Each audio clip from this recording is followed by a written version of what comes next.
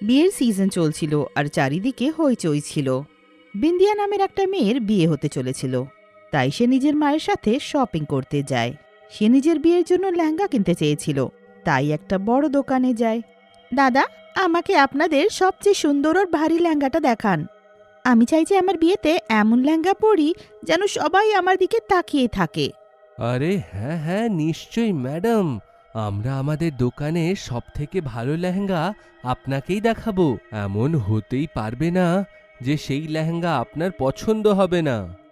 তারপর দোকানদার বিন্দিয়াকে খুব সুন্দর একটা লেহেঙ্গা দেখায়। লেহেঙ্গাটা দেখে বিন্দিয়া অনেক খুশি হয়ে যায়। আরে বাহ দাদা, এটা তো একদম আমার স্বপ্নের লেহেঙ্গার মতন আছে। আমি তো একদম এমনই লেহেঙ্গাটা চেয়েছিলাম। চলো, ভালোই হলো যে তোমার লেহেঙ্গাটা এত পছন্দ হয়েছে।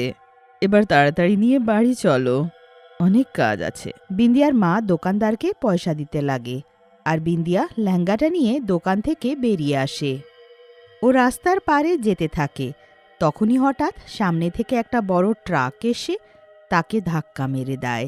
বিন্দিয়ার মা যখন আসে, ওই সব দেখে অবাক হয়ে যায়। না, এটা কি হয়ে গেল? বিন্দিয়া ওঠ, বিন্দিয়া ওঠ। বিন্দিয়ার মা তাকে ওঠানোর অনেক চেষ্টা করে, কিন্তু বিন্দিয়া তো মারা গিয়েছিল। সে একটা ডাইনিতে পরিণত হয়ে যায়, আর সে ওখানেই দাঁড়িয়ে এই সব দেখতে থাকে। এইটা কি হচ্ছে? আমি তো কিছু বুঝতে পারছি না। না, আমি এভাবে মরতে পারি না। এক্ষুনি তো আমি আমার স্বপ্নের লেহেঙ্গাটা কিনে আনলাম। আমি কি করে মারা যেতে পারি? আমার বিয়ে, আমার লেহেঙ্গা, না না। কিছুক্ষণে অ্যাম্বুলেন্স আসে, আর তারা বিন্দিয়ার লাশ আর তার মাকে নিয়ে ওখান থেকে চলে যায়। ডাইনি ওখানেই দাঁড়িয়ে নিজের মাকে আর নিজের লাশকে ওখান থেকে যেতে দেখে। আরে না, এইসব কি হয়ে গেল? এবার আমি কি করি? ডাইনি এবার কি করবে সেটা বুঝতেই পারছিল না, তাই সে পাশে একটা বড় বটগাছের উপরে গিয়ে বসে পড়ে। 2 দিন পেরিয়ে যায়, আর ডাইনি ওখানেই বসে থাকে।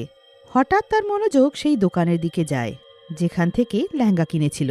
বিন্দিয়ার মা তার কেনা লেহেঙ্গাটা ফিরিয়ে দিতে এসেছিল। আরে না, এটা কি? মা তো আমার লেহেঙ্গাটা ফিরিয়ে দিচ্ছে। এবার কি করি? এইভাবে তো দোকানদার লেহেঙ্গাটাকে অন্য কাউকে বিক্রি করবে। না, আমি আমার লেহেঙ্গা অন্য কারোর কাছে যেতে দেব না। ওটা শুধু আমার লেহেঙ্গা, আর ওকে শুধু আমিই পরব। ডাইনি মনে মনে নিশ্চিত করে নেয় যে ও নিজের লেহেঙ্গাটাকে অন্য কাউকে দেবে না, আর ও পুরো চেষ্টা করে নিজের লেহেঙ্গাটাকে পেয়েই ছাড়বে। ডাইনির মা যখন ওখান থেকে চলে যায়, তখন ডাইনি দোকানের ভেতরে আসে। ডাইনিকে দোকানে আসতে দেখে সবাই ভয় পেয়ে যায়। আমাকে শুধু আমার লেহেঙ্গা চাই, আর কিছু নয়। দোকানদার ডাইনির কথা শুনে অবাক হয়ে যায়। ও ভয় পেয়ে ডাইনিকে জিজ্ঞেস করে, বলুন, কোন লেহেঙ্গা? সেই লেহেঙ্গা যেটা এক্ষুনি আমার মা ফিরিয়ে দিয়ে গেল। ওটা শুধু আমার লেহেঙ্গা, আর ওটা আমি অন্য কাউকে বিক্রি করতে দেব না। ও, আমি এখন বুঝলাম, তুমি তাহলে সেই মেয়েটারই আত্মা যে এইখানে 2 দিন আগেই অ্যাক্সিডেন্টে মারা গেছিল। দেখো, আমাকে ক্ষমা করো, কিন্তু তোমার মা এই লেহেঙ্গাটা ফেরত দিয়ে পুরো টাকাটাই নিয়ে চলে গেছেন। না, আমাকে আমার লেহেঙ্গা চাই। আমি কিছু শুনতে চাই না। দেখো, আমি কিন্তু তোমাকে ভালো করে বলছি, তুমি এখন এইখান থেকে চলে যাও। যদি আমার রাগ এসে যায় না, তাহলে আমি এক্ষুনি একটা বাবা কিংবা তান্ত্রিককে ডেকে তোমাকে একটা বোতলে বন্ধ করে দেব। এইটা শুনে ডাইনি একটু ভয় পায়, আর দোকান থেকে বেরিয়ে আসে। কিন্তু এবার ডাইনি দোকানের উপরে পুরোপুরি নজর রাখে, কারণ সে হাল ছাড়েনি। আর একদিনও দেখে যে একটা মেয়ে তার লেহেঙ্গাটা কিনে সেই দোকান থেকে বেরিয়ে আসছে। এইটা দেখে ডাইনি রেগে লাল হয়ে যায়। এই মেয়েটার এত সাহস যে ও আমার লেহেঙ্গাটা পরবে!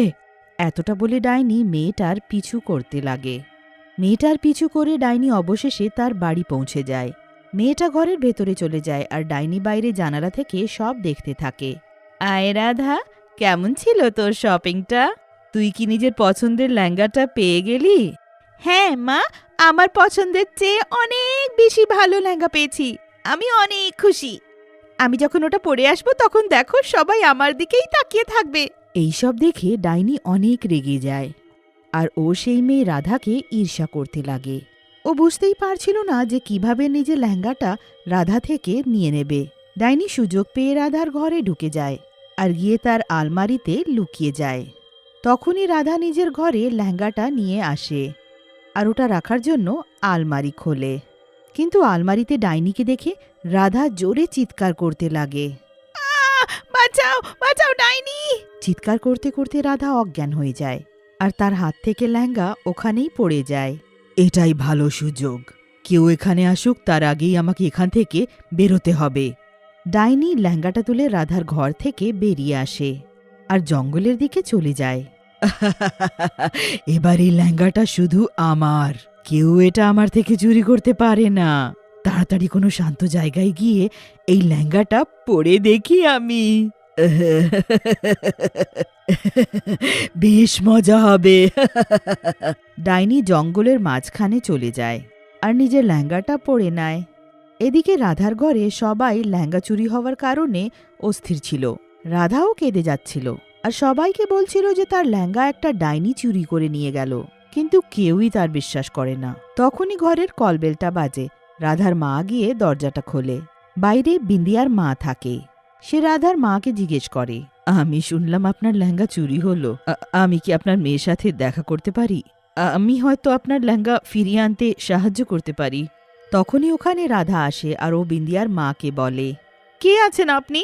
আর আপনি আমার লেহেঙ্গাটা ফিরিয়ে আনতে কিভাবে আমার সাহায্য করবেন? আপনি আমার কথায় নিশ্চয়ই বিশ্বাস করবেন না। আমি সেই কবে থেকে এদেরকে বলছি যে একটা ডাইনি আমার লেহেঙ্গা চুরি করে পালিয়ে গেল। না মা, আমি তোমার কথায় বিশ্বাস করি, কারণ সেই ডাইনিটা আমারই মেয়ে আছে। সে কিছুদিন আগে সেই লেহেঙ্গার দোকানের সামনেই মারা গিয়েছিল। এই সব শুনে সবাই অবাক হয়ে যায়। বিন্দিয়ার মা রাধাকে পুরো ঘটনাটা বলে।